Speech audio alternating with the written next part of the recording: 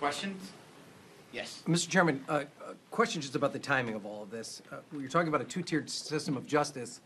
If I'm not mistaken, August 7th, 2020, Bill Barr was the Attorney General and Donald Trump was the President. So explain to me where the two-tiered system of justice comes into play. And then the WhatsApp message you have, I believe is dated June 6, 2017. Joe Biden is not Vice President or even a candidate for President at that time. So where is the direct connection to some sort of criminal malfeasance within these two pieces of evidence? Well, I think the facts speak for themselves. There's over 700 pages of examples of where people should be very concerned. When you're talking about what was your first question? The timing of this is August 7th, 2020. Bill Barr's the Attorney General. Donald Trump's the President. Yeah, and Leslie Wolf is a career employee. She was not a political appointee, and she was the one obstructing the investigation. It doesn't matter who's in the White House.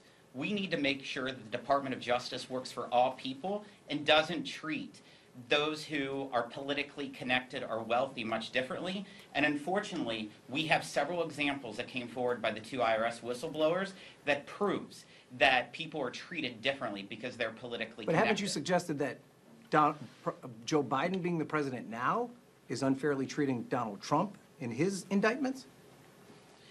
What I'm talking about is the 700 pages that we have before us, which is all the information that came from the IRS whistleblowers, and that's what we're releasing right now. And I'll tell you, I would encourage everyone in this room to look at those 700 pages. If you think it's okay with what's in it, then we live on two different planets. Can you explain the timing then of the August 6th WhatsApp message? Why is that evidence of some wrongdoing?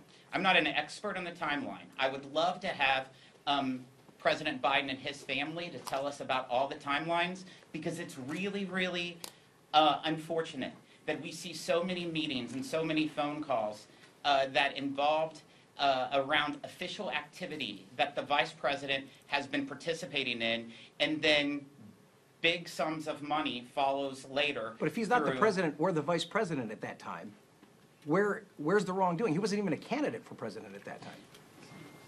He was a candidate. In August 6th of 2017? Apparently, what source are you with? I'm with NBC. So apparently you'll never believe us. I'm not saying I don't believe you. I'm asking you a very direct question. You presented a piece of evidence that you say came on August 6, 2017, that demonstrates that Joe Biden was using political influence to help his son. If he wasn't a political figure at that time, the first WhatsApp message you put up, where you talk about the brand, and I'm